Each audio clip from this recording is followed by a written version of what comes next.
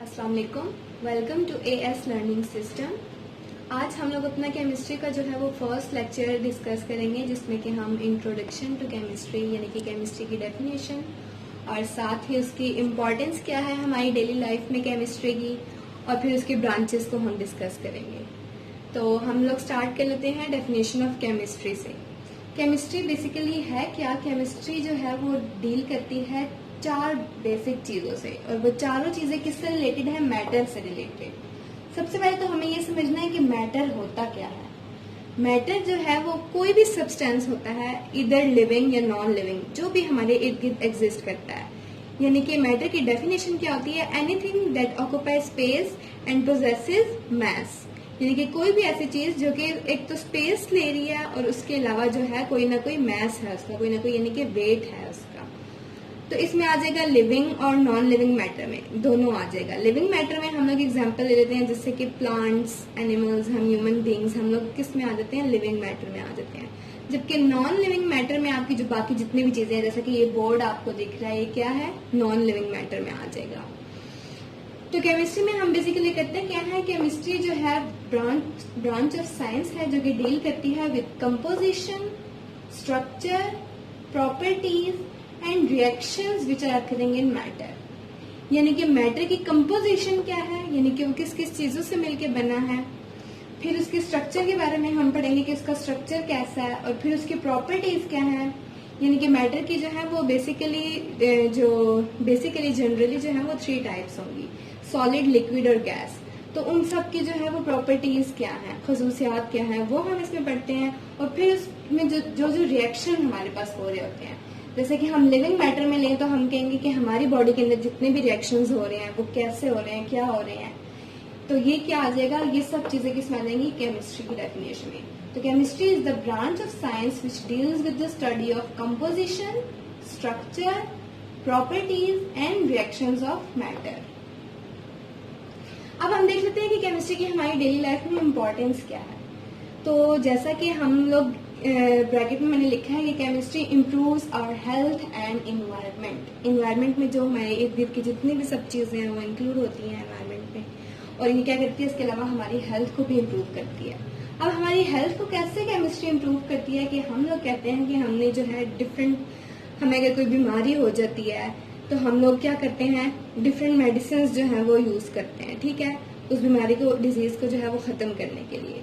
तो इस तरह से वो जो ड्रग्स और मेडिसिन हम लोग बनाते हैं, ये किस तरीके से बनी है? ये सारी फ्रूट्स ऑफ केमिस्ट्री हैं। ये केमिस्ट्री के नतीजे में ही हमारे पास ये मेडिसिन और ड्रग्स जो है वो हम लोग बना सके। इसने हमारी हेल्थ को इम्प्रूव करने में बहुत ज्यादा मदद की। और उसके अलावा ये हमारी इन्वायरमेंट को भी जो है वो बहुत ज्यादा इम्प्रूव करती है। फॉर एग्जाम्पल हमें पता चलता है कि हमारी इन्वायरमेंट जो है वो किस किस उससे जो है पोल्यूट हो रही है, क्योंकि जो इंडस्ट्रीज वगैरह और आजकल लगाई जाती हैं उससे जो है वो क्या होता है? पोल्यूशन, पोल्यूटेड वेस्ट जो है वो प्रॉपरली उसको डिस्पोज ऑफ नहीं किया जाता। तो मतलब ज्यादातर क्या किया जाता है कि वाटर स्ट्रीम्स, वाटर बॉडीज जो भी होती हैं उसमें जो है फैक्ट्रीज से जो उनका वेस्ट होता है उसकी तरफ वाटर बॉडीज के अंदर वो लोग कर देते हैं उसका रुख।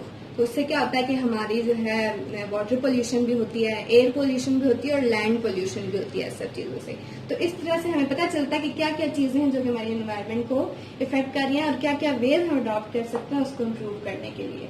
तो यहाँ पे मैंने आपको इम्पोर्टेंस में दिया जैसे कि पेट्रोकेमिकल प्रोडक्ट्स। इसमें पेट्रोल से रिलेटेड यानी कि पेट्रोल, डीजल वगैरह जितनी भी चीजें हैं हमारे पास कैसे बनी, ये सब केमिकल रिएक्शन के थ्रू, केमिस्ट्री के थ्रू हमारे पास आई, जो कि आप लोग देख लेते हैं कि हम ट्रांसपोर्टेशन में यूज कर रहे होते हैं, हमारे लिए कितनी आसानी हो गई है। और इसके अलावा मेडिसिन एंड ड्रग्स का मैंने आपको बता दिया कि वो केमिस्ट्री की वजह से ही हम बना सके। और इसके अलावा पेपर, पेंट्स, प्लास्टिक्स एक्सेट्रा, जितनी भी चीज है, जितनी भी लग्जरीज है हमारे पास, वो सब हमने किसके थ्रू बना सके? हम लोग, ये सब फ्रूट्स ऑफ केमिस्ट्री हैं हमारे पास। तो इस तरह केमिस्ट्री हमारी जो है लाइफ की हर एक चीज में बहुत इंपॉर्टेंट रोल जो है वो प्ले कर रही है। अब हम आ जाते हैं ब्रांचेस ऑफ केमिस्ट्री की तरफ। तो सबसे पहली जो ब्रांच है केमिस्ट्री की वो है फिजिकल केमिस्ट्री। फिजिकल वर्ड जो है वो खुद ही इंडिकेट कर रहा है कि ये जो है केमिस्ट्री की वो ब्रांच है जिसमें कि हम मैटर की फिजिकल प्रॉपर्टीज को डिस्कस करेंगे। Physical chemistry is the branch of chemistry which deals with the relationship between composition and physical properties of matter and changes in matter. यानी कि केमिस्ट्री की वो ब्रांच जिसमें कि हम मैटर की कंपोजिशन यानी कि वो किस किस चीजों से मिलके बना है, यानी कि जिसका स्ट्रक्चर क्या है, इसमें एग्जांपल क्या आ जाएगी कि स्ट्रक्चर ऑफ एटम क्या है, ठीक है, वो किस किस चीजों से मिलके बना हुआ है। और and physical properties of matter, physical properties की एग्जांपल में आपके पास आ जाएगी, जैसे कि आप मैटर में से एग्जांपल ले लें वाटर की, तो वाटर की फिजिकल प्रॉपर्टीज यानी कि उसका बॉइलिंग पॉइंट क्या है, उसका मेल्टिंग पॉइंट क्या है, इस सब की स्टडी को हम कहेंगे कि क्या है, ये फिजिकल केमिस्ट्री है। सेकेंड जो हमारे पास केमिस्ट्री की ब्रांच है वो है ऑर्गेनिक केमिस्ट्री। ऑर्गेनिक केमिस्ट्री में जो है हम वो चीजें डिस्कस करते हैं जो कि कार्बन और हाइड्रोजन से रिलेटेड हो, यानी कि organic chemistry is the branch of chemistry which deals with the study of covalent compounds of hydrocarbons.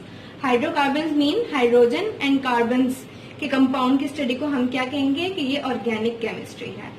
और कोवेलेंट कंपाउंड्स क्या होते हैं, बेसिकली कोवेलेंट कंपाउंड्स ऐसे कंपाउंड्स होते हैं जो कि म्यूचुअल शेयरिंग ऑफ इलेक्ट्रॉन से बनते हैं।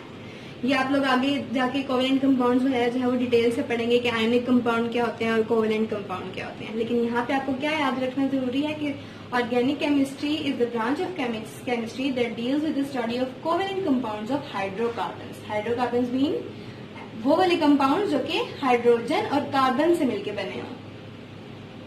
इसका स्कोप क्या है ऑर्गेनिक केमिस्ट्री का? ऑर्गेनिक जो हमारे पास कंपाउंड्स होते हैं वो नेचुरली अकरिंग भी बहुत से होते हैं, लेकिन इसके अलावा हम ऐसे भी होते हैं जिसको कि हम लेबोरेटरी में खुद से तैयार कर सकते हैं, यानी कि आर्टिफिशियली प्रिपेयर कर सकते हैं।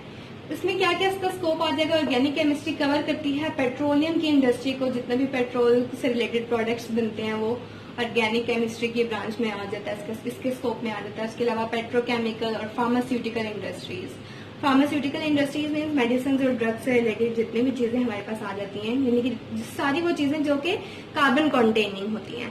बेसिकली इन शॉर्ट हम कहेंगे ऑर्गेनिक केमिस्ट्री जो है वो कार्बन बेस्ड स्टडी होती है। थर्ड जो हमारे पास ब्रांच है वो है इनऑर्गेनिक केमिस्ट्री। इनऑर्गेनिक केमिस्ट्री में हम क्या करेंगे, सब कंपाउंड्स या सब एलिमेंट्स की स्टडीज, लेकिन एक्सेप्ट हाइड्रोकार्बन्स, क्योंकि हाइड्रोकार्बन्स किस में इंक्लूड हो रहे थे? ऑर्गेनिक केमिस्ट्री में। तो इनऑर्गेनिक केमिस्ट्री जो है the branch of chemistry which deals with the study of all compounds except hydrocarbons, यानी कि हाइड्रोकार्बन्स और उसके डेरिवेटिव्स के अलावा जितने भी कंपाउंड्स या एलिमेंट्स की स्टडी है उसको हम कहेंगे कि ये इनऑर्गेनिक केमिस्ट्री है। इनऑर्गेनिक केमिस्ट्री का स्कोप में क्या आ जाएगा?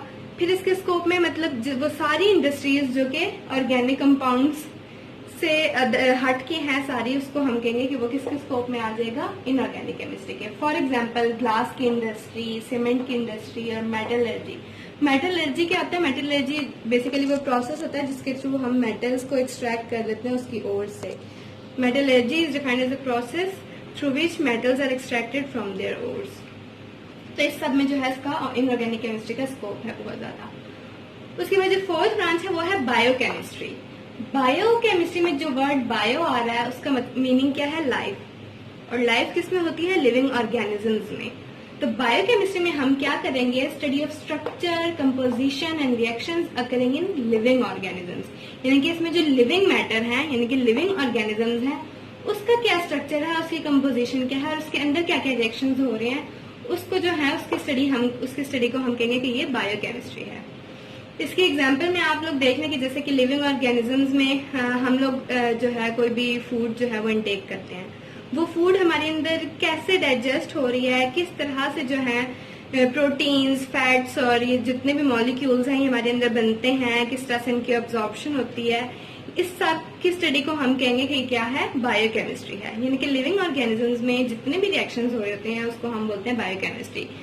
एग्जाम्पल मैंने आपको दे दिया कि मेटाबॉलिज्म और कैटाबॉलिज्म जो भी हो रहा होता है हमारी बॉडी के अंदर वो सब किस में इंक्लूड होता है? बायोकेमिस्ट्री में। और इसका स्कोप क्या है? इसका स्कोप जो है वो फिर एग्रीकल्चर में भी आ जाएगा, फूड साइंस में भी आ जाएगा और मेडिसिन में भी आ जाएगा। ठीक है, यानी कि मेडिसिन जो है हम लोग बना रहे हैं, ठीक है, मेडिसिन जो हम लोग ले रहे होते हैं अपने ड्यूरिंग जो भी हमारे कोई होता है ट्रीटमेंट चल रहा होता है, तो वो जो मेडिसिन हम ले रहे होते हैं उसका लिविंग बॉडी पे क्या इफेक्ट हो रहा होता है, वो किस तरह से असरअंदाज होता है, क्या क्या जो है वो इफेक्ट कॉज करता है, उस सब की स्टडी को जो है वो हम क्या कहेंगे कि ये बायोकेमिस्ट्री है। इसी तरह एग्रीकल्चर में भी हम ये देख लेते हैं कि हम लोग अपनी यील्ड को इंक्रीज करने के लिए जो है वो क्या क्या जो है वो यूज कर रहे हैं, इंसेक्टिसाइड्स, पेस्टिसाइड्स। तो इस सब की जो चीजों को हम कहेंगे कि ये क्या किसके स्कोप के अंदर इंक्लूड होता है, बायोकेमिस्ट्री के। फिफ्थ जो हमारे पास ब्रांच है वो है इंडस्ट्रियल केमिस्ट्री।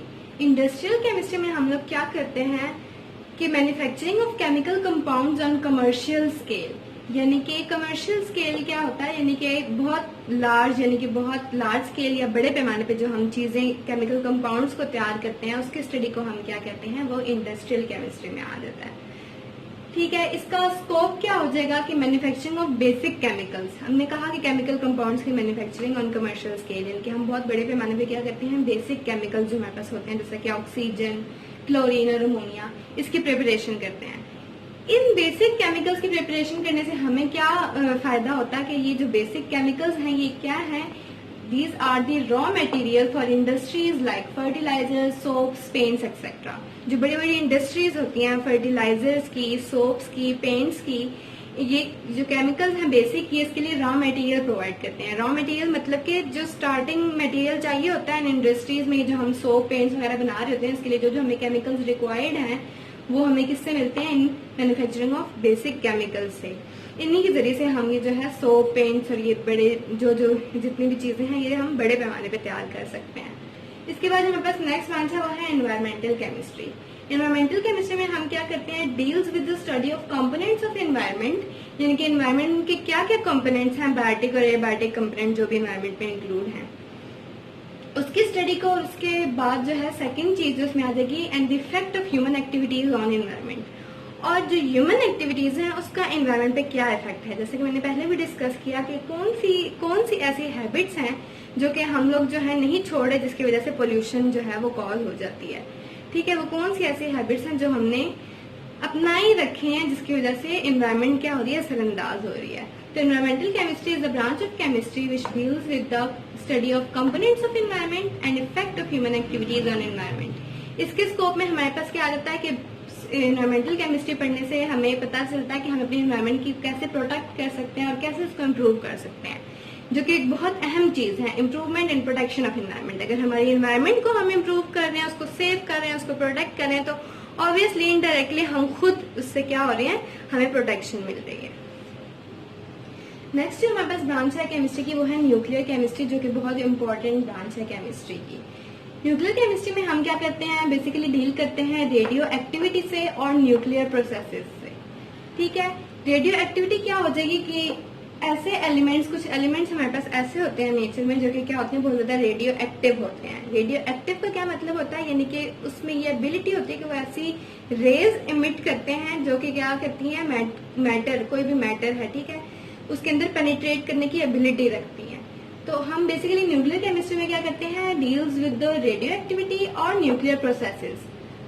इसका स्कोप क्या आ जाएगा, इसके स्कोप में हमारे पास आ जाएगा कि energy of atom and it's use in daily life, यानी कि एटम, क्योंकि न्यूक्लियर केमिस्ट्री है तो एटम के स्ट्रक्चर में हम लोग पढ़ेंगे कि न्यूक्लियस भी होता है और प्रोटॉन और इलेक्ट्रॉन्स भी होते हैं। ठीक है, तो क्या कहता है कि एटम की जो है एनर्जी है और उसको हम उस एनर्जी को किस तरह से यूज करते हैं अपनी डेली लाइफ में, तो इसका स्कोप जो है वो इसमें आ जाएगा। और सेकंड क्या है, chemical effect of radiation on plants and animals. जैसे कि हमने कहा कि न्यूक्लियर केमिस्ट्री में हम रेडियो एक्टिविटी के साथ डील करते हैं, तो हम देखते हैं कि रेडिएशन का जो है वो केमिकल इफेक्ट क्या क्या हो रहा है प्लांट्स पे और एनिमल्स पे, ये रेडिएशन किस तरह से इफेक्ट कर रही हैं, ये इसके स्कोप में आ जाएगा। और थर्ड जो है वो रेडियोथेरेपी जो हम लोग करते हैं, जैसे कि कैंसर के लिए हम लोग जो है वो रेडियोथेरेपी का एक ट्रीटमेंट है जो कि हम यूज करते हैं। वो किस तरह से हम जो रेज होती हैं, बहुत स्ट्रांग रेज होती हैं, इसी के थ्रू हम क्या करते हैं कि वो जो कैंसरस सेल्स होते हैं उसको किल कर देते हैं। ठीक है, हम रेज के जरिए से।